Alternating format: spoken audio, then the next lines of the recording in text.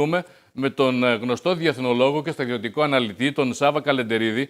Κύριε Καλεντερίδη, βλέπουμε την Τουρκία να κρατάει πλέον ανοιχτό το μέτωπο με τη Δύση. Το τουρκικό Υπουργείο Εξωτερικών κάλεσε και επέπληξε τους πρεσβευτές 9 δυτικών χωρών επειδή έκλεισαν τα προξενία τους στην Κωνσταντινούπολη ή εξέδωσαν ταξιδιωτικές οδηγίες.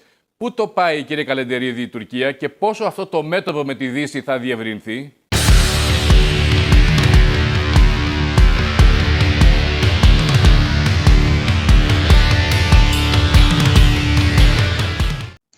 Ναι, πριν καλέσει τους πρέσβεις των 9 χωρών, είχαμε μια πολύ σκληρή δήλωση, θα έλεγα υβριστική και υποτιμητική, του Υπουργού Εσωτερικών του Σουλεϊμάν Σοϊλού, ο οποίος είπε ότι πρόκειται για έναν ψυχολογικό πόλεμο που κάνει η Δύση εναντίον της Τουρκίας.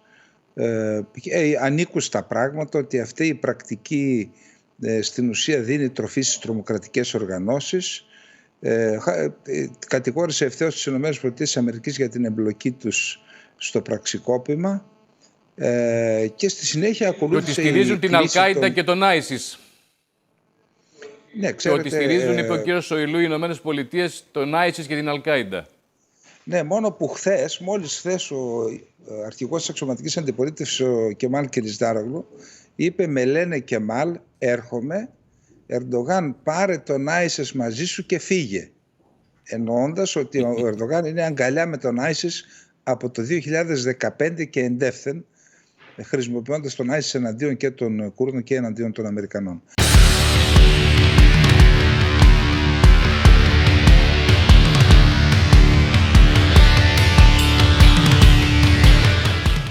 Τώρα, όσον αφορά το μέτωπο κατά της Δύσης, καταρχάς πρέπει να υπογραμμίσουμε ότι με εξαίρεση τους Κούρδους και μια μερίδα των Αλεβιτών και ένα ποσοστό 3-4-5% Τούρκων πολιτών που είναι δημοκράτες, όλοι οι άλλοι, είτε αυτοπροσδιορίζονται ως αριστεροί, ως κεντροαριστεροί, ως δεξιοί ή εθνικιστές και Ισλαμιστές, όλοι οι άλλοι είναι ιδεολογικά αντιδυτικοί, αντιαμερικάνοι, αντινατοικοί και αντιευρωπαίοι. Δείχνουν μια απαξία για τη Δύση, δηλαδή υπάρχει μια αντίφαση εδώ.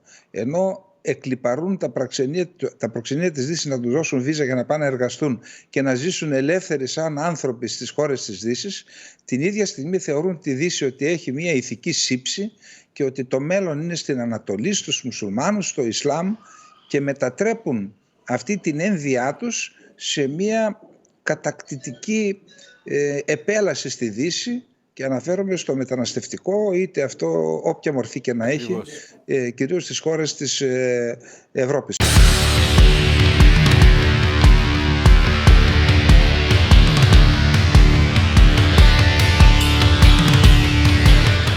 Τώρα, όσον αφορά ειδικά την ένταση που υπάρχει στις σχέσεις της Τουρκίας με τις ΗΠΑ και το ΝΑΤΟ, ξέρετε, η Τουρκία έπεσε στην παγίδα που έστησε με το θέμα της Σουηδίας και της Φινλανδίας. Οι απολύτως καταδικαστέες πράξεις του Παλουντάν, από όλο τον κόσμο θεωρώ, όπως καταδικαστέα είναι και η δολοφονία 88 αθώων ανθρώπων στο σιητικό Τέμενο στο Πακιστάν, το οποίο όμως το ξεχνάει ο Ερντογάν, βλέπει μόνο το κάψιμο. Εν πάση περιπτώσει, αυτό το κάψιμο, ξέρετε, δυσκόλεψε ακόμα περισσότερο το Κορανίο, δυσκόλεψε ακόμα περισσότερο το εγχείρημα της Τουρκίας να χρησιμοποιήσει ως μέσο πίεσης την ένταξη της Σουηδίας και της Φινλανδίας στο ΝΑΤΟ για να πετύχει μια σειρά από πράγματα. Να σας θυμίσω, κύριε Ψήλο, ότι στην Μαδρίτη μέχρι και το θέμα των F-35 έθεσαν. Για να πούμε ναι, δώστε μας τα F-35. Τελικώς όμως αυτή η στρατηγική που έκαναν έχει γίνει αυτεπίστροφο όπλο, μπούμερανγκ δηλαδή. Δυσκολεύουν τα πράγματα για την Τουρκία, και ενώ πήγαν να διασπάσουν το μέτωπο της Σουηδίας και της Φινλανδίας, αφήνοντας να εννοηθεί η Τουρκία ότι θα επιτρέψουμε την Φινλανδία και θα τιμωρήσουμε τη Σουηδία, μετά την επίσκεψη της Πρωθυπουργού της Φινλανδίας στη Στοκχόλμη, είχαμε το μέτωπο από τις δύο αυτές χώρες. Μέτωπο Σουηδίας-Φινλανδίας. Ναι, πιστεύω, και πιστέψτε με, δεν είναι αυτό που θέλω, αυτό που εκτιμώ είναι ότι η Τουρκία θα υποστεί δεινή ήττα στο ζήτημα της Σουηδίας και της Φινλανδίας. είτε θα υποχρεωθεί να πει ναι, οπότε όλα αυτά που έχει πει και έχει κάνει συνιστούν μια ήττα, ή θα συνεχίσει να λέει όχι και θα αυξάνεται η δυσφορία στους κόλπους της Δύσης εναντίον της Τουρκίας. Απλά να σας πω, κύριε Ψήλο, ότι ο κύριος Σταυρίδης, ο Τζέιμς Σταυρίδης, ο ελληνοαμερικανικής καταγωγής ναύαρχος και γνωστός για τις θέσεις του για την πολύ μεγάλη στρατηγική αξία της Τουρκίας για το ΝΑΤΟ, προχθές στην Καθημερινή σε μια συνέντευξή του είπε ότι έχει εξαντληθεί η υπομονή της Δύσης και ότι, η Τουρκία, ελπίζω να μην φτάσουμε στο σημείο να πούμε είτε η Σουηδία και η Φινλανδία στο ΝΑΤΟ ή η Τουρκία, εννοώντας ότι αν επιμείνει η Τουρκία μπορεί να δει τον εαυτό της ή να παγώνει η ένταξή της στο ΝΑΤΟ ή ακόμα και εκτός ΝΑΤΟ.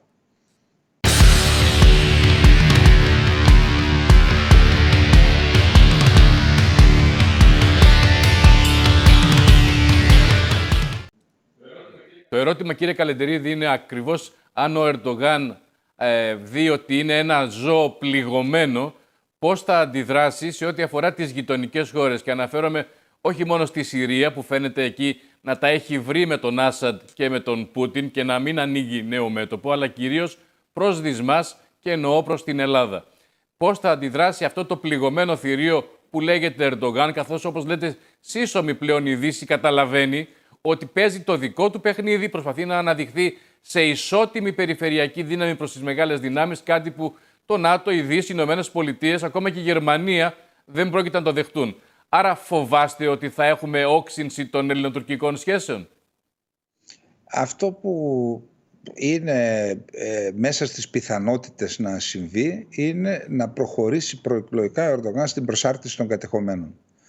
Και το λέω αυτό γιατί επειδή έχει χρησιμοποιήσει τη μέθοδο της σαλαμοποίησης ο Ερντογάν, δηλαδή ξεκίνησε εδώ και χρόνια τη διαδικασία προσάρτησης των κατεχομένων, είτε με την παροχή νερού, είτε με το καλώδιο που θα μεταφέρει ρεύμα στα κατεχόμενα, είτε με τον εξισλαμισμό, ισλαμοποίηση των κατεχομένων. Ξέρετε, οι Τουρκοκύπροι δεν είχαν και τόσο μεγάλη σχέση με τα τζαμιά, ούτε μπορούσε να ασκήσει το τζαμί, ο ημάμις μέσω του τζαμιού επιρροή στους Τουρκοκύπριους. Ήταν πιο φιλελεύθεροι.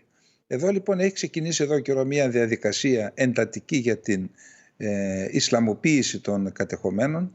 Έχουμε την αύξηση των επίκων, την αύξηση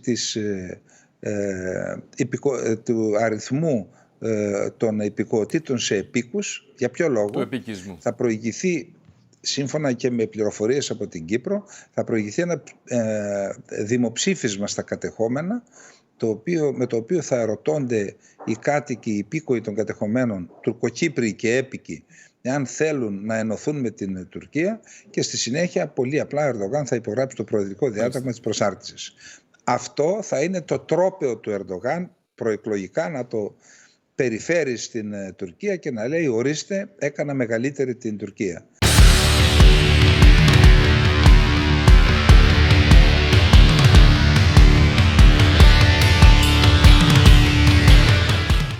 Όσον αφορά τα ζητήματα με την Ελλάδα, και επειδή υπάρχει η αναβάθμιση, αν θέλετε, της αποτρεπτικής ικανότητας της Ελλάδας, αλλά και επειδή ο Ερντογάν, ξέρετε, είναι πολιτικό ζώο, παίζει με τον αντιδυτικισμό, αλλά δεν θέλει να καταστρέψει τις σχέσεις της Τουρκίας με τη Δύση με έναν ελληνοτουρκικό πόλεμο. Εκτιμώ λοιπόν ότι θα αποφύγει κάποιο επεισόδιο. Αλλά σοβαρό επεισόδιο. Ναι, αλλά αυτή η ανατροφοδοτούμενη ανοησία, κύριε, ας πούμε επιτραπεί η έκφραση, κύριε Ψήλο, δηλαδή ξέρετε τι γίνεται. Ο τρόπος με τον οποίο, και ξέρω τώρα ότι κάποιοι συνάδελφοί σας θα δυσαρεστηθούν, ο τρόπος με τον οποίο μεταδίδονται οι δηλώσεις του Ερντογάν, τα τραγούδια και όλα αυτά οι χαριντισμοί που κάνει, λειτουργούν στην ουσία ως ένα είδος ψυχολογικής επιρροής της ελληνικής κοινής γνώμης. Γιατί το λέω αυτό? Διότι αυτά όλα οι αντιδράσεις... Κύριε Καλεντερίδη, έχετε απόλυτο δίκιο. Θα ήθελα όμως να συνεχίσουμε την κουβέντα μας τη Δευτέρα και να κουβεντιάσουμε και για τις κυπριακές εκλογές που είναι την άλλη Κυριακή. Δυστυχώς ο χρόνος τρέχει και με ειδοποιούν από το κοντρόλ ότι πρέπει να περάσουμε στα υπόλοιπα θέματα της επικαιρότητας. Ευχαριστούμε πάρα πολύ. Ραντεβού σας δίνουμε on camera και ζωντανά για τη Δευτέρα και να κουβεντιάσουμε και για τις επιπτώσεις των κυπριακών εκλογών. Ευχαριστούμε πολύ τον κύριο Καλεντερίδη. Να περάσουμε